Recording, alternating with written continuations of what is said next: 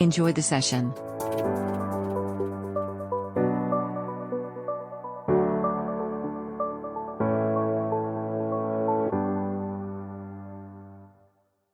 Good afternoon, everybody. Welcome back to this second session of the systems track. So as in the morning, well, for those that were not in the session in the morning, my name is Patrick Aloy, and I'm going to be chairing this session as well as the one in the morning today. And again, we're on pretty tight schedule. So without much ado, I'm going to move to the first speaker of today, of this afternoon session, and he's Xun Liu, and is coming from Shanghai Tech University. Please.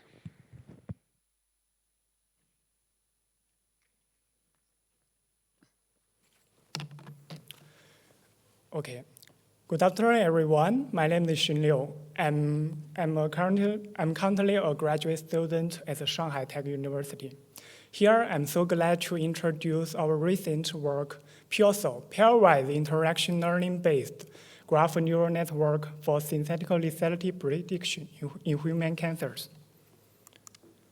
My presentation contains 4 parts. The first one is the background. A pair of genes is called synthetic lethality if the defects of single gene will not affect the cell viability, but the defects of both genes will cause cell death or significant impairment of cell. SL is a gold mine of anti-cancer drug targets because many cancers are caused by gene mutations, such as the tumor suppressor gene and oncogene. Based on the concept of SL, locking down SL partner gene with cancer-specific mutation will kill the cancer cell but spare normal cell. To explore more anti-cancer drug targets, we need to find more SL gene pairs. Currently, there are 2 main strategies for identifying SL gene pairs. That is experimental screening and computational screening.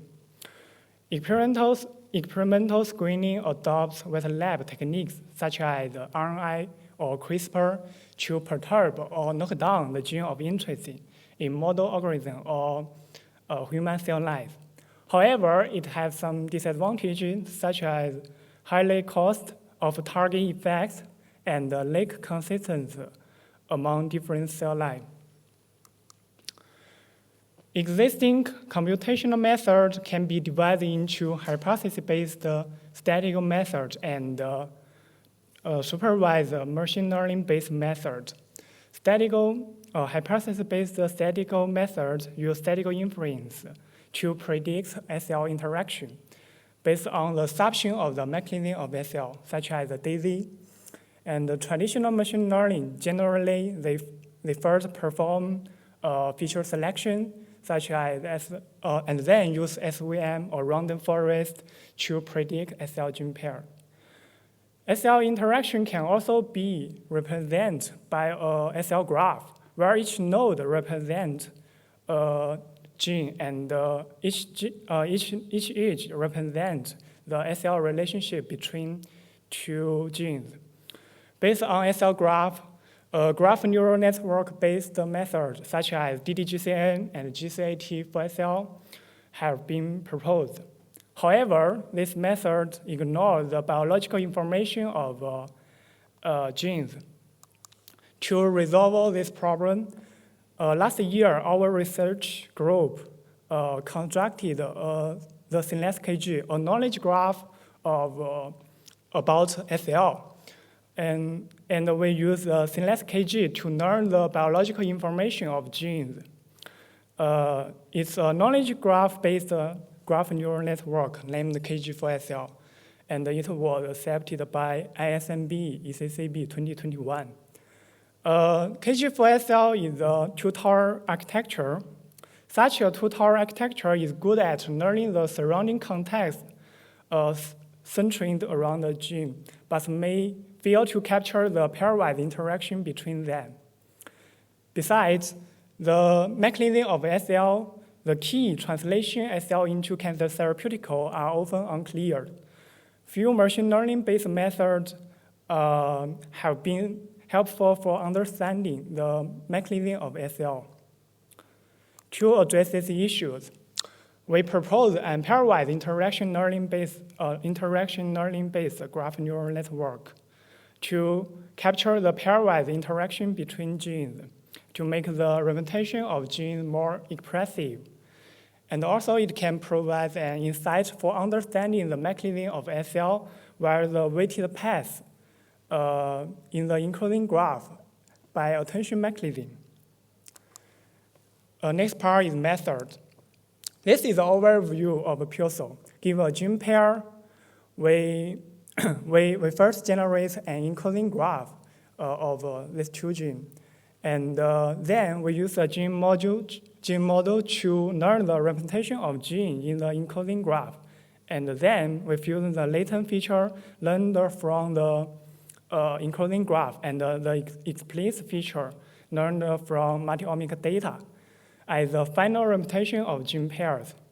Finally, a decoder maps the representation of gene pairs to the probability of being an SL gene pair. Let's give you more details. In pairwise encoding graph module is to extract an encoding graph of one gene pair from KG. We first sample K-hop neighborhoods for each gene from KG, and then take the intersection of their K-hop neighbors. And finally, we can get an encoding graph of two genes. The next module is attentive embedding propagation on the encoding graph. Each layer of gene module is one propagation, and the one propagation contains three steps. That is the relation of aware attention, and message passing and aggregation, and representation update. The relation of aware attention is to assign the attention score of each edge in the encoding graph based the head node and the tail node and the relation between them. After calculation of attention score, next step is the message passing and aggregation. For one node, the message of its neighbors will passing through the edge and aggregate. Then the node will update the representation by integrating its preverse representation and the aggregated message from its neighbors. Then we will fuse the latent and explicit feature. Latent features are learned from the encoding graph. It consists of two-level information.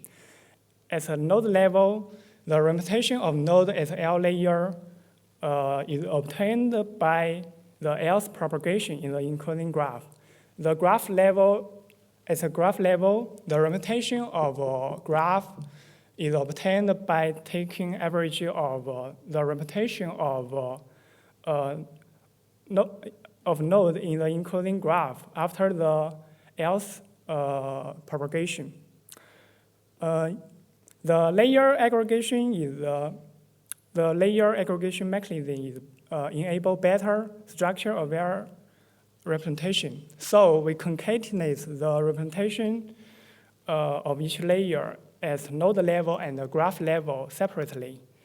Explicit features are learned from the multi-omic data, and we use MLP to encode the multi-omic data. Finally, we fuse the latent feature and the explicit feature together as the finally representation of gene pairs. After getting the final representation of gene pairs, a decoder, three-layer MLP, maps the representation of gene pairs to the probability of being SL gene pairs. The objectives are cross-entropy loss for binary classification, and the L2 regularizer is for overfitting. Next part is the results. In this work, we collect about 13,000 gene pairs as SL labeled from SynapseDB. The negative gene pair, the negative SL gene pairs are randomly sampled from unknown gene pair as previous research.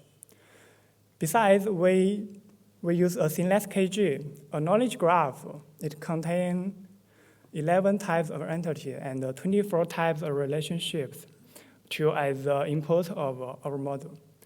Meanwhile, we use multi-omic data from the cancer cell line to enrich the gene features.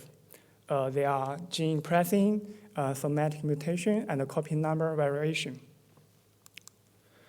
We adopt 3 realistic settings as the experimental setting. That's C1, C2, and C3. For C1, SL data is split by gene pairs, where both genes of a pair in test set can be represented in the training set. For C2, SL data is split by genes, where exactly one gene of a pair in test set is present in the training set. For C3, SL data is split by genes, where both genes of a pair in test set are not used in training set. We compare the performance of our module with other baselines.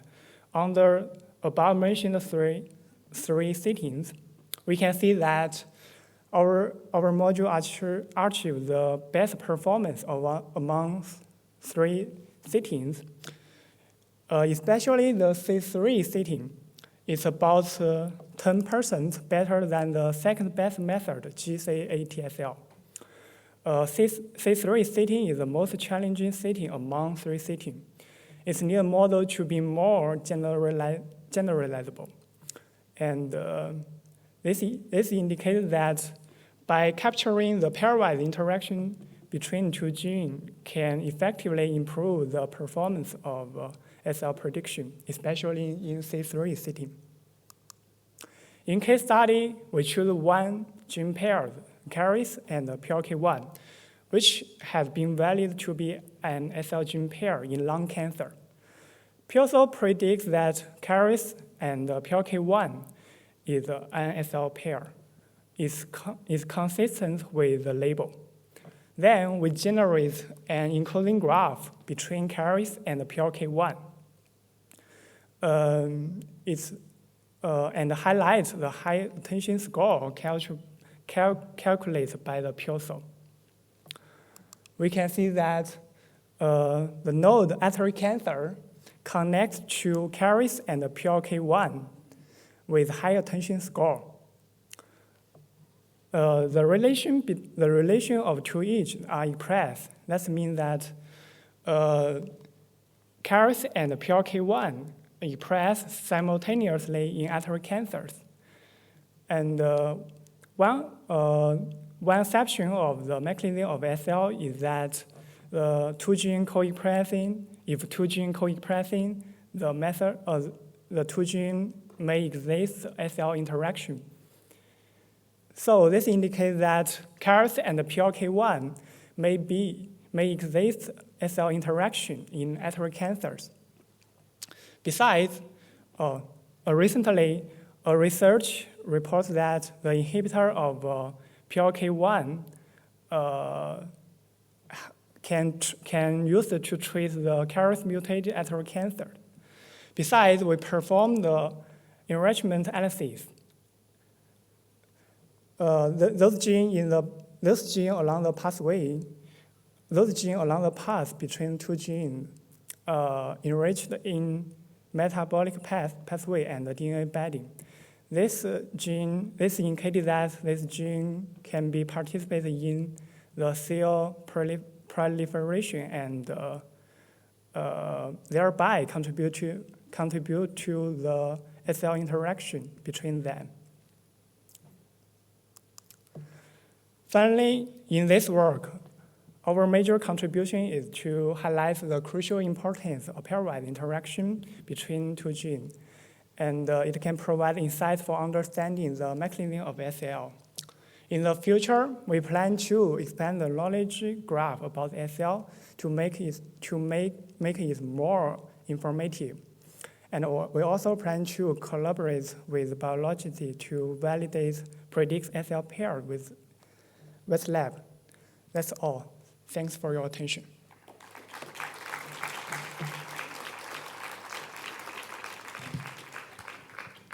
Thank you very much for the talk. Questions? How do you think you can translate the knowledge from one species to another? If you would, from what you know in this cancer cell line, if you could apply the same approach on yeast, for instance, and would obtain the same similar mechanistic explanations? Yeah, I think it's a good question. Right now, the SL interaction are ignore the cancer cell line information. Most of SL gene pairs don't have the specific cancer cell line. It's a pan-cancer, not a specific cell line. In that sense, I have a related question. So I see that your knowledge graph contains information about transcription and cell lines and things like that. But does your benchmark distinguish between synthetic lethals that are lethals across the whole panel of cell lines and those that are very specific lethals in specific cell lines? Not in specific cell line. Okay. Yeah. So these are the general ones only. Yeah. Okay. There. Yeah. Thank you for the talk. And if I remember correctly, this database does not distinguish synthetic lethal relation in each cancer type, so they accept it as one. Do you think that these synthetic relations can be cancer type specific? I think the SL interaction is cancer specific, but most of us ignore this cancer specific because it's hard to identify the context cancers. Okay. Thank you. Please. Hey, nice to talk. I have a question concerning the example you provided about the KRAS and PLK1. So I wonder how is your knowledge graph can help understand the mechanism of action of such a synthetic lethality? So what is the interaction partners? Why? Yeah. In the last slide, the KRAS and PLK1 both connected to the artery cancer, and the substring of the mechanism of SL is if two genes co-expressing, and they may exist SL interaction between them. But what is the underlying mechanisms? Why such an interaction happens? I think it's a question because the knowledge graph is limited by the size of the knowledge, and it's not very specific, the knowledge. So in the future, we will plan to add more detailed knowledge into the knowledge graph, make it more informative. Sure, thank you.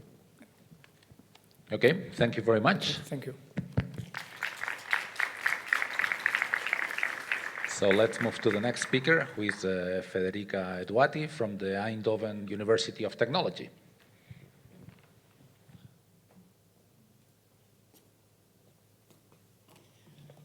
Yeah, so I'm going to tell you about how we use systems biomarkers to predict response to immune checkpoint inhibitors, and also what we mean with the systems biomarker. So you know that normally the immune system should recognize tumor cells and fight them. So the antigen presentation brings to an anti-cancer immune response. However, the tumor cells have developed different type of mechanisms that can inhibit this immune response. And this happens in many different ways. So we can have adaptive type of immune resistance mechanism as a consequence of some molecules released by the active immune cells, or there can be also more inherent mechanisms like mutation. And in this case, both of these mechanisms brings to overexpression of molecules like PD-L1, which binds to immune checkpoints and then inhibits the immune response. And there is increasing attention about immune checkpoint blockers as a new type of anti-cancer treatment because this enables unleashing this immune response. And this attention is well-deserved because for the first time we can really have improvement, so durable response, so this is a survival over time. So we have a durable response of patients. However, this happens only on a fraction of the population.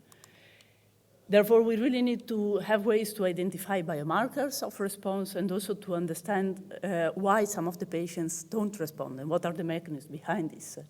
And understanding the mechanism also can help us to identify ways to combine immunotherapy with other treatment to improve therapy efficacy. So we have a variety of molecular data that are increasingly available also on patients, so we can use molecular profiling to define, to stratify patients for optimal treatment. But how to identify this biomarker is still an open question. And this is particularly tricky with tumors because they are very complex ecosystems. So they're made of many interacting parts, like different molecules, different cells are interacting. Therefore, the effect of cancer therapy propagates through these systems and makes it more difficult to predict response to treatment.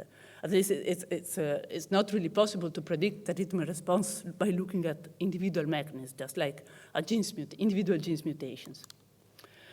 So what we do is to use RNA-seq data because they are largely available also in the clinics now. And we actually combine this information with the increasingly available prior knowledge that we can have from databases and literature. And this is the work of Oscar that we published last year in Pattern. So we combine RNA-seq data and prior knowledge to derive a systems-based signature of the tumor microenvironment. And the type of signatures that we include are immune cell quantification derived from the convolution methods, or also activity of intracellular mechanisms like pathways and transcription factor derived using footprint methods, which looks at the expression of genes which are downstream of these processes to estimate the activity of the upstream pathways and transcription factor. And we also have information about intercellular communication, so quantification of ligand receptor pairs and cell-cell pairs. So we then want to build models that are able to use these systems-based signatures to predict response to immunotherapy. But actually, we want to exploit large data sets like the Cancer Genome Atlas, and here we don't have the real response to immunotherapy of patients. So what we use instead are some published proxies of immune response. So these are all published scores which have been shown to be associated with response to immunotherapy. So we consider this as our model output. These are our model input, and we do derive cancer type specific models by using regularized multitask regression, which means that we are trying to predict together all these different scores. So we provide this as a R bioconductor package, and the user can just input the RNA-seq data from patients and have as an output systems biomarker of immune response and also likelihood of immune response. And we apply this to several validation data sets. So we just train our models purely on the TCGA data set, and we then apply them to completely independent validation data set. So we tried it on different cancer types. The one I'm showing here is on melanoma. And we see that all our descriptors can predict quite well response to immunotherapy. So in this case, we do know the actual response of patients to immunotherapy. They have been treated with anti-PD-1 checkpoint blockers. And we see that also by combining our models, we can have an ensemble prediction with even better performance. And importantly, we perform better than the gold standard, where here, as gold standard, we are using a combination of all these published scores. So even if we are learning from these scores, by learning together from all of them, we can actually improve the predictions. And importantly, we don't only predict response to immunotherapy, but we can also look at what are the biomarkers behind this. So what are the mechanisms behind this, which distinguish, for example, responders from non-responders. We see that, for example, CD8 T cells are very important, are higher in responders, while others, which are mainly tumor cells, are higher in non-responders. And we also see in the pathways and transcription factors several mechanisms like the JAK-STAT or other STAT-related transcription factor, which are actually involved in this adaptive immune response mechanism.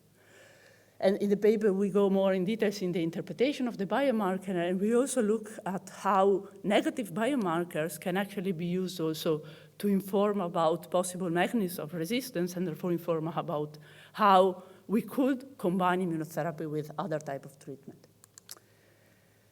So what we predict with our tool is the immune response, but this is only one side of the coin, so this is one thing that is needed in order for immunotherapy to work. But we also need the tumor cells to be recognized as known cells, which means they need to have high tumor mutational burden. So if we want to combine these two types of information, the immune response and the tumor foreignness, and we see that if we do combine these, so we have in red here the performance using the tumor mutational burden, and in yellow line the performance using our easier approach, so this prediction of immune response. And if we combine them, and these are two different ways of combining them on different data sets from different cancer types, we see that we always improve the predictions in this way. So they really provide complementary source of information. So this is what we publish, and what we are working on now is to expand the set of signatures that we use, like using, for example, cytokine activity from a published paper. And importantly, we are also deriving more mathematically grounded ways to derive intercellular interactions, so cell-cell networks from bulk data. And I won't go into details on this, but I invite you to visit the poster from Mike and Oscar tomorrow.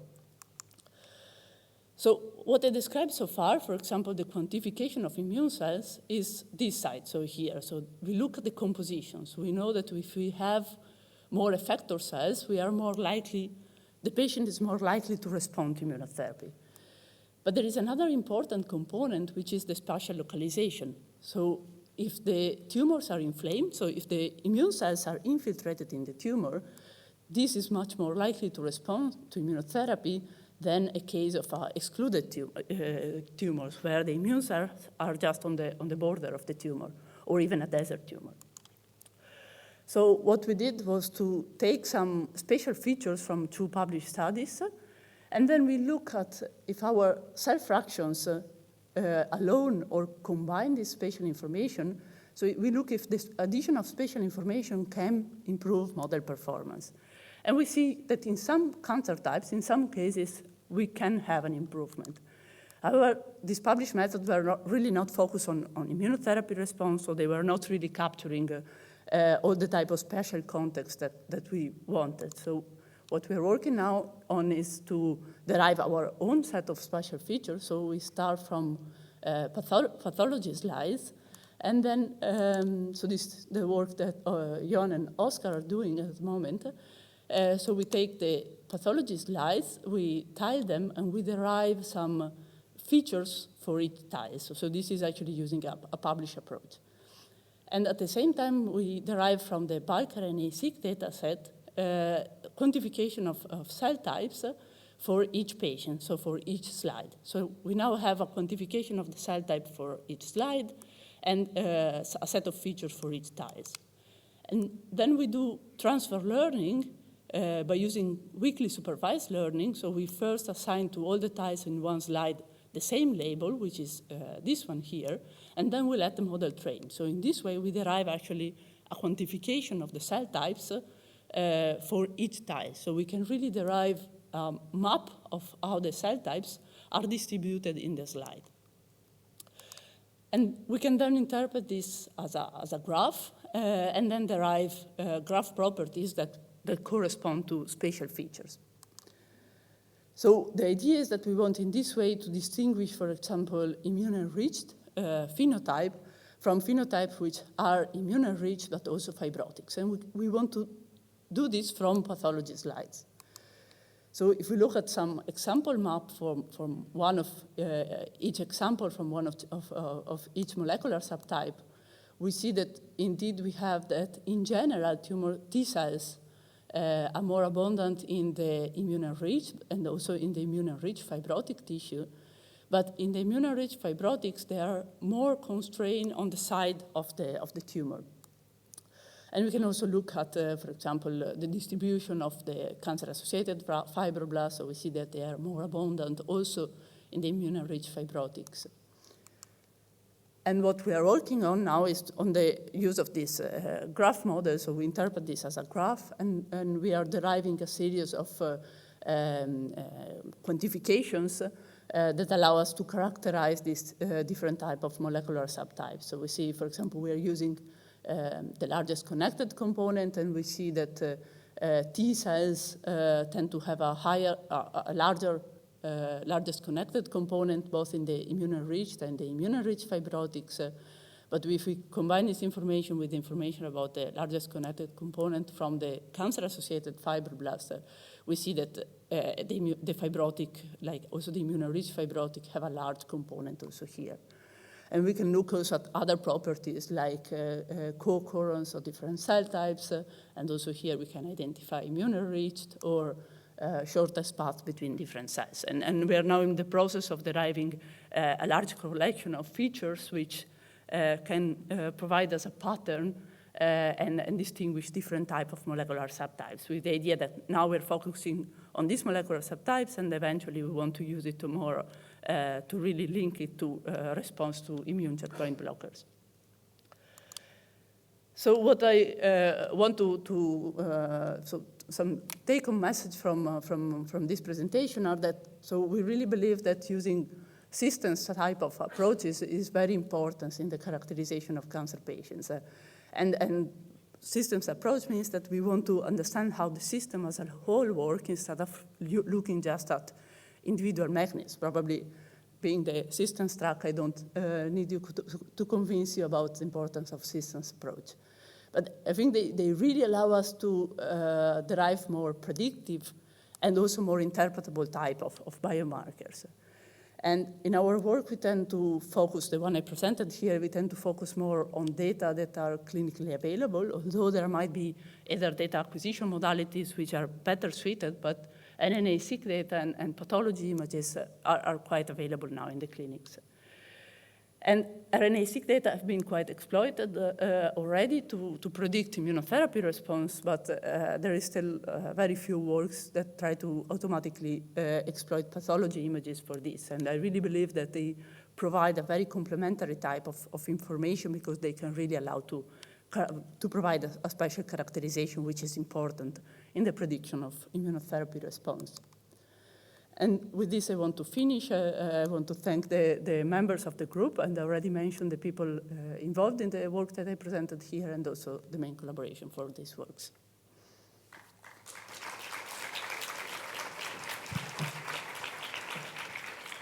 So, thank you very much, Federica. Nice talk.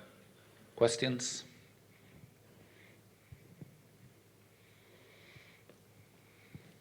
Thank you for the nice talk, and I wanted to ask you about how did you aggregate the data from the bulk RNA-seq at gene level to a system-level signature? So the type of signatures that we use deriving from, you mean the integration between prior knowledge and RNA-seq data. So we use actually, most of those, except for the intercellular, are actually published approaches, and we use, so one type is immune cell deconvolution. So in that case, the prior knowledge is the signatures which are specific for individual cell types, which allow you to then to deconvolute this and quantify the different cell types. And the others are footprint methods. So they are actually pathway activity inference and transcription factor activity inference, which use the expression of genes which are downstream. So imagine for a transcription factor, you have a regulon. So the transcription factor can regulate different genes. And then this approach uses the expression of all the downstream genes to estimate an activity. So the advantage is dual advantage because it provides a more interpretable type of features, and it also allows to do some mechanism-informed dimensionality reduction, which also helps in the training of the methods. Thank you. And also about the graph representation that you mentioned that you did later on. What's the graph based on? Like, what do the links represent? So in this case, the links represent spatial proximity. So we have one node have different values, so one for each cell type. So it represents the probability of this cell type to be present in that specific tile. We have one node for each tile, and the edges represent the spatial proximity. So they connect with all the surrounding tiles. Okay, thank you. Okay. sort of a continuation from that. See, so the spatial information that you have, do you deconvolute expression in each tile? And if so, would you then see things like this particular cluster of T cells has this particular signature that other T cells elsewhere wouldn't have? Yeah, we don't go to that level. So you could do it if you use different signature for different T cells. So in this case, we are more focused. So we use together multiple signature for T cells, but we focus only on like the idea of their effector T cells. And what we want to focus more on spatial information, like are the T cells really in proximity of the tumor cells, or is there like a cluster of fibroblasts in between? So these are the type of information that we use. So we have one question here from the audience saying, this comes from Lydia Mateo, and it says, thanks for your talk. I understood that you use bulk RNA-seq data as input.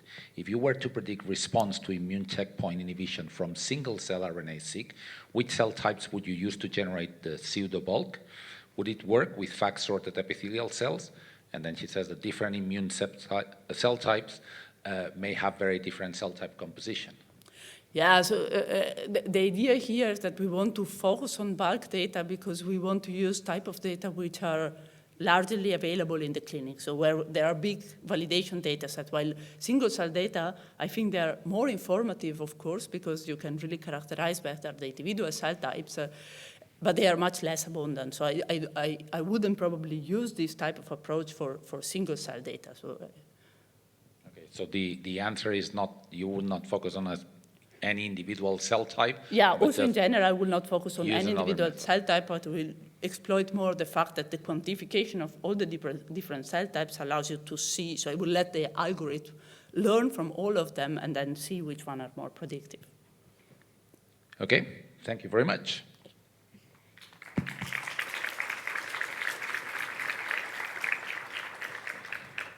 And now we're going to move back to synthetic lethals. And the third and last speaker of the session is Colin Bryan from University College Dublin.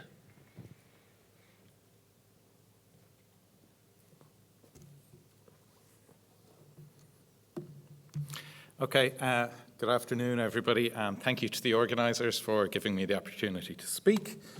As the title suggests, I'm going to talk today about synthetic lethality. And this is a highlights talk, so I'm talking about work we already published late last year in Cell Systems. So the title of the paper was Comprehensive Prediction of Robust Synthetic Lethality Between Paralog Pairs in Cancer Cell Lines. And this work was led by a PhD student in my lab, Barbara de Kegel. Barbara successfully defended her thesis about a month ago and has now moved on, but this is very much Barbara's work that I'm presenting. I promise I will add some new data on at the end of the talk because this is already published. Okay, so we've already heard a little bit about synthetic lethality. I'm going to go through it quickly for those of you who may have joined the session late. So synthetic lethality occurs when you have two genes that can be lost or perturbed individually with relatively little consequence, but if you perturb them in combination, this results in cell death. So here we have two genes, A and B. You can knock out gene A, everything's fine, the cells are happy. You can knock out gene B, everything's fine, cells are happy. But if you knock out A and B together, this causes cell death. And in the context of cancer, you can exploit this to selectively kill tumor cells that have lost the function of specific genes. So here, for example, if this is a tumor, and we know that gene A has been deleted, perhaps it's a tumor suppressor, and we know A and B are synthetic lethal, then targeting B with the drug should selectively kill the tumor cells while leaving healthy cells alone. And that's the idea behind synthetic lethality in cancer. And we do now have synthetic lethal treatments in the clinic. This BRCA-PARP is the poster child for synthetic lethality in cancer. So BRCA1 and BRCA2, they're both tumor suppressors. They're named because they're frequently mutated in breast cancer. They're also actually frequently mutated in ovarian cancer and prostate cancer, among others. And cells that have lost either BRCA1 or BRCA2 become especially sensitive to the inhibition of this other gene, PARP1. So they're synthetic lethal with PARP1. And as a result of this, PARP inhibitors are now approved for use in select patients with BRCA1 or BRCA2 mutations in breast, ovarian, and prostate cancers. And as a result of this, I guess, clinical success, what a lot of groups are doing now, including my own, is trying to find new synthetic lethal treatments that will work for additional genetic aberrations. So most cancer patients don't have a mutation in BRCA1 or BRCA2, so we'd like to find new synthetic lethals that can potentially benefit other patient cohorts. My group in particular are focusing on synthetic lethalities involving paralogs. So paralogs are simply duplicate genes, and I'm showing you a cartoon here. We had, at some point in evolutionary history, there was a single gene A. This gets duplicated, resulting in there being two genes in the genome, A1 and A2. And initially, these genes are completely identical, but over evolutionary time periods, they diverge in terms of their sequence and in terms of their function. However, because they do share the same ancestry, they can often still compensate for each other's loss. So they're more likely to be synthetic lethal. So you knock out A2, A1 picks up the slack. You knock out A1, A2 picks up the slack, but you knock them both out. This causes a synthetic lethal interaction. We know from lots of studies in model organisms that paralog pairs are significantly more likely to be synthetic lethal than random gene pairs. So they're an especially rich source of synthetic lethality. And if you look at the literature for synthetic lethals reported in cancer, a lot of them involve paralog pairs. So for example, STAG2 is a tumor suppressor that's recurrently deleted or mutated so it's non-functional in multiple cancer types. And cells that have lost STAG2 become especially sensitive to the inhibition of its paralog, STAG1. Likewise with SMARCA2 and SMARCA4 and ARID1A and ARID1B.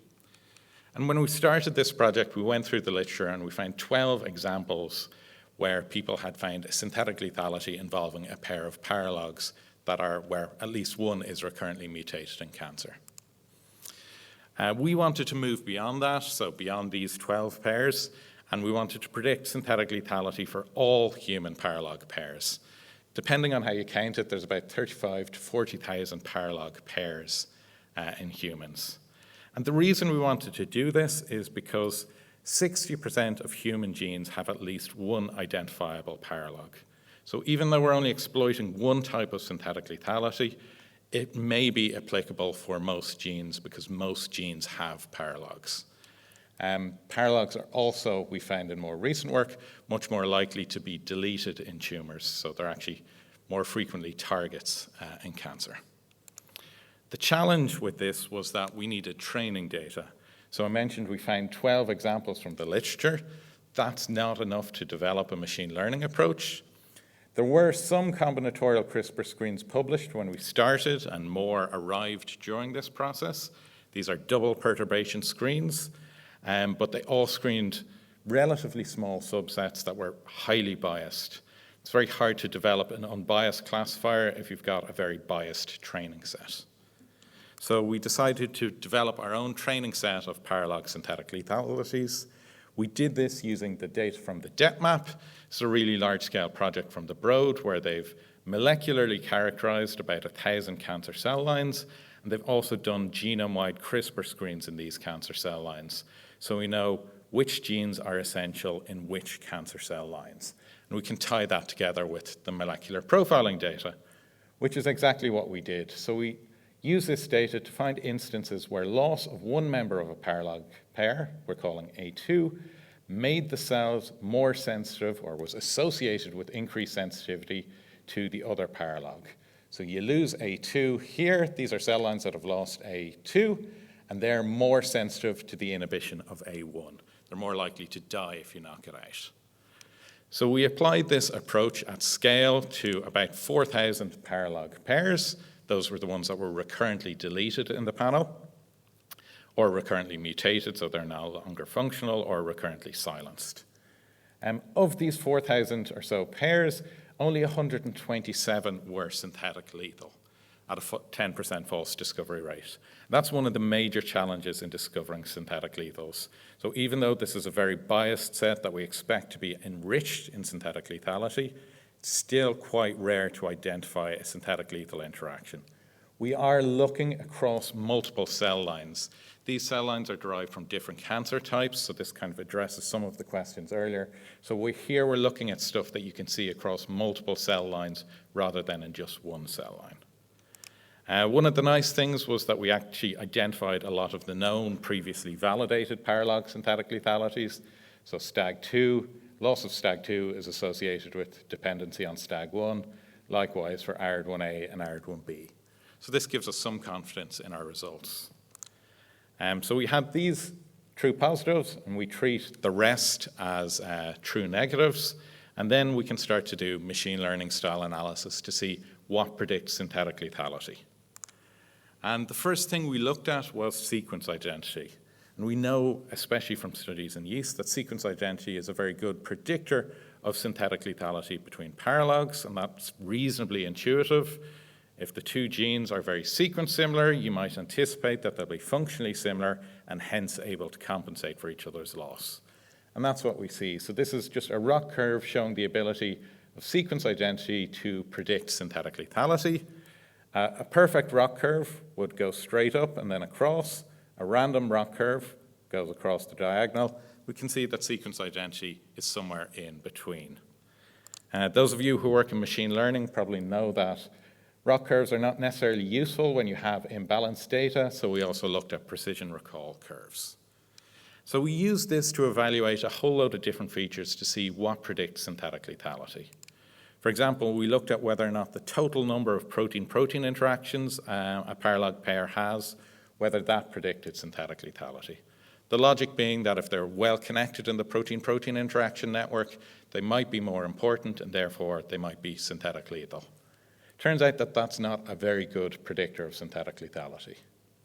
However, if we look at the fraction or the significance of their overlap, that's a very good predictor of synthetic lethality. So it doesn't matter how many they interact with in total, it's what fraction they have in common or how similar they are in terms of their protein-protein interaction network. And we can see that's more or less the same predictive power as sequence identity. So we applied this for about 23 different features.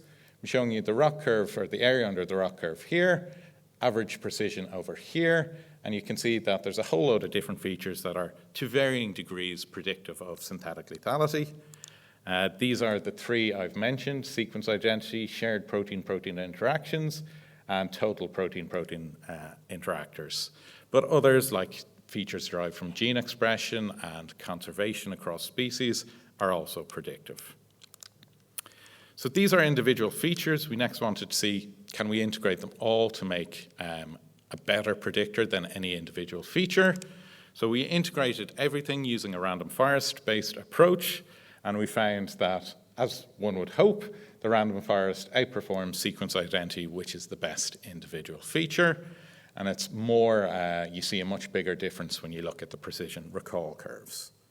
But this is kind of machine learning style validation. So we've got a holdout data set, so we're training on some of the paralog pairs, and we're testing on another set, but we generated this set in the first place.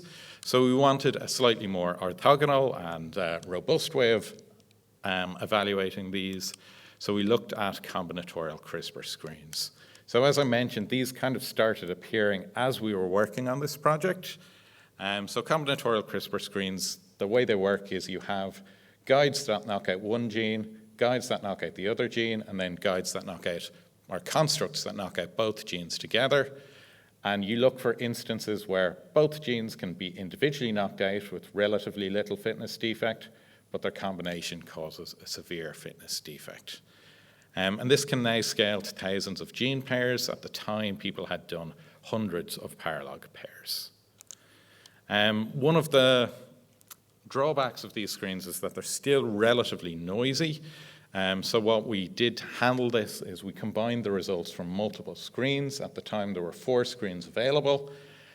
We took the results of all of these, and we said anything that's a hit in at least 2 screens is synthetic lethal, and anything that's been screened at least twice and never identified as a hit is our non-synthetic lethal set. And then we evaluated our classifier using this. And again, you can see that we're getting pretty good performance, significantly outperforming sequence identity.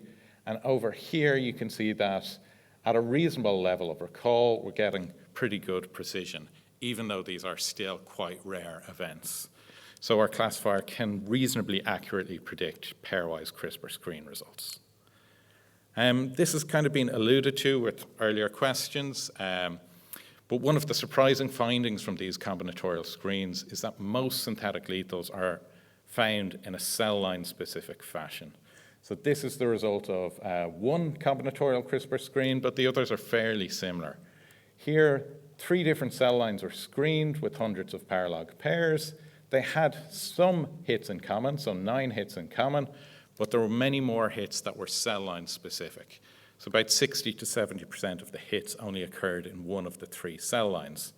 From a therapeutic point of view, this is quite challenging because if something only works in one cell line, it's not going to work in a diverse cohort of patients. So we wanted to know, could our predictions help identify these guys in the middle, the ones that operate across multiple cell lines? And we found that that is indeed the case. If we segregate the synthetic lethals according to the number of cell lines that they're observed in, so 0, 1, 2, or 3, and then we look at our prediction score, you can see that the guys that are seen in more cell lines, we assign a higher score to. So we are able to somewhat distinguish the robust synthetic lethals from the cell line specific ones. So to summarize so far, our classifier allows the evaluation of individual features. Sequence identity and shared protein-protein interactions are the best individual predictors. A random forest classifier outperforms sequence identity alone, and we can use the DepMap data to predict the results of or use a classifier trained on DepMap data to predict the results of combinatorial screens. So that's where the paper ended up. But since then, there's been huge resource published in Nature Genetics from the Sellers Lab. Ito is the first author. So this group screened 5,000 paralog pairs. They're a very diverse set of paralog pairs in contrast to earlier combinatorial screens. And they screened them in 11 different cell lines. So this gives us a nice way to evaluate our classifier post-publication to see how well did we do. I will say that the authors of this didn't actually clearly identify synthetic lethals. They looked at genetic interactions, so we had to do some post-filtering to narrow it down to the synthetic lethals they experimentally determined. But looking at our predictions, we can see that our random forest classifier, again, performs reasonably well at things identified as synthetic lethal in at least one cell line. If we move to 2 cell lines, we can see that the performance improves. And actually, if we look across things seen in 1, 2, 3, 4, or more than 5 or more cell lines, we can see that our prediction score is consistently going up. So it seems our classifier can help us identify these robust synthetic lethals. So I'm going to leave it there, especially thanks to Barbara DeCago, who's first author on this work, our collaborators David Adams and Nikki Thompson, who are based at the Sanger, and Niall Quinn did lots of experimental validation, which I haven't shown today. So thanks, and I'll take any questions.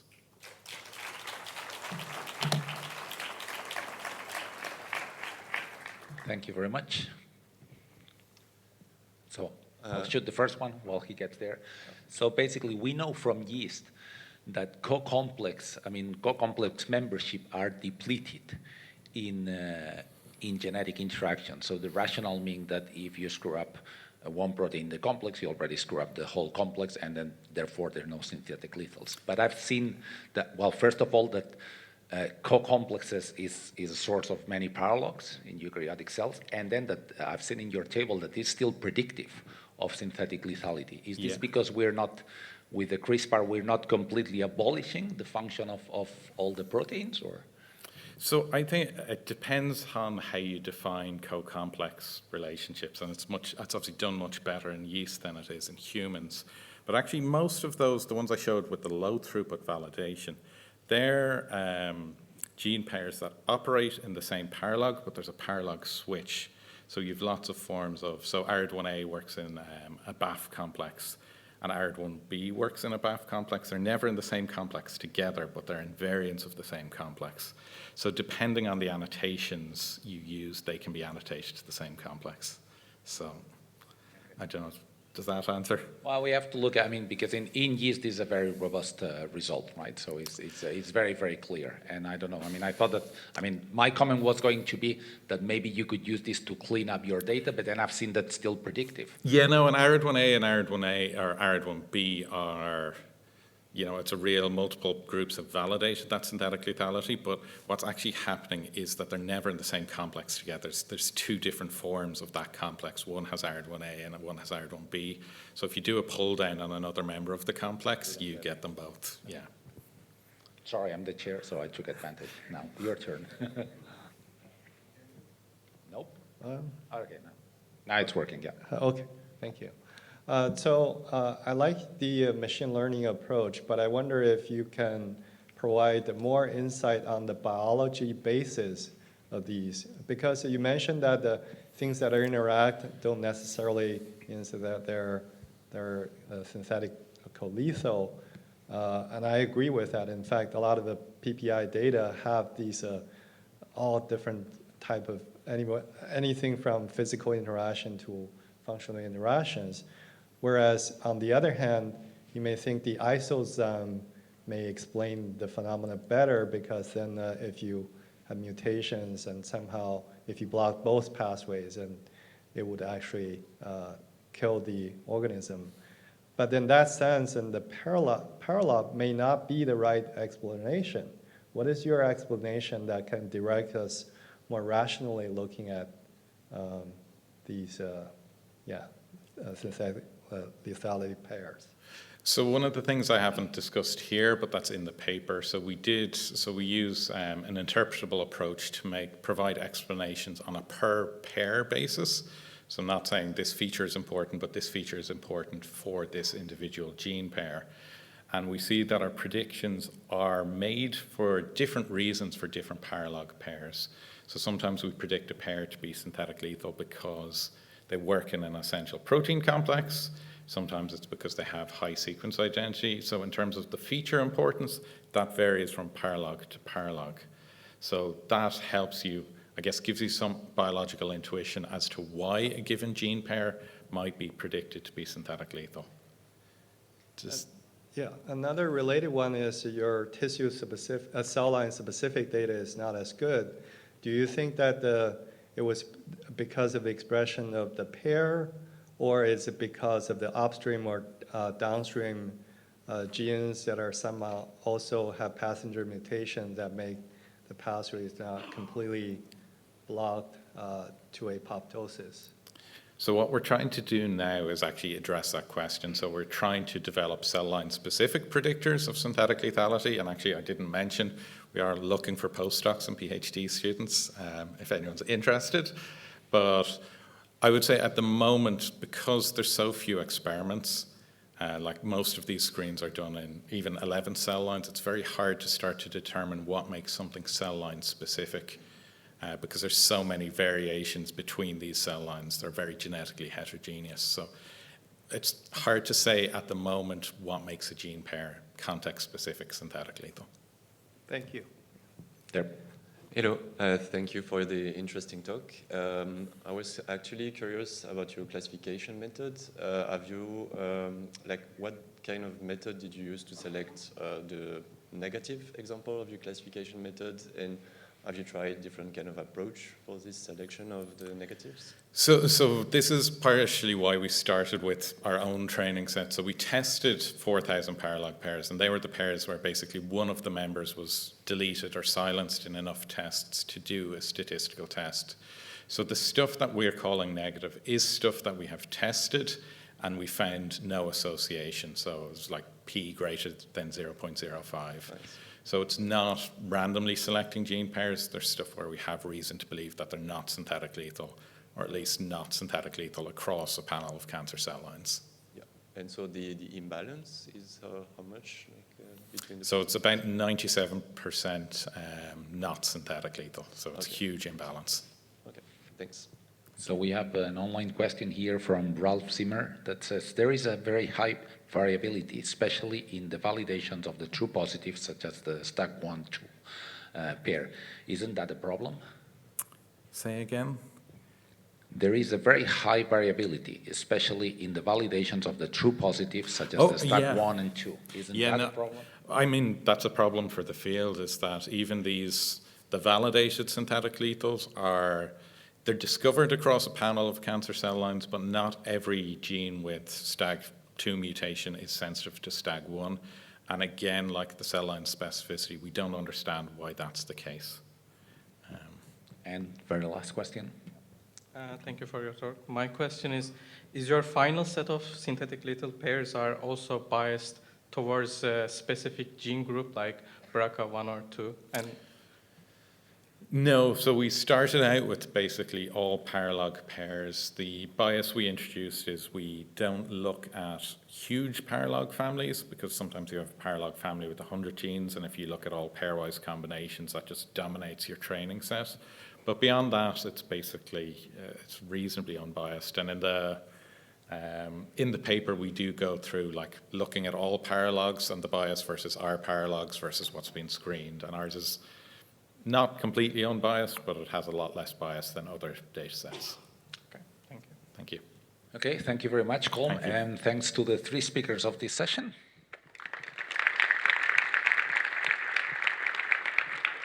So we stop now, but I would like to remind you that the third and last session of the systems track is going to be tomorrow at 9 a.m. Thank you.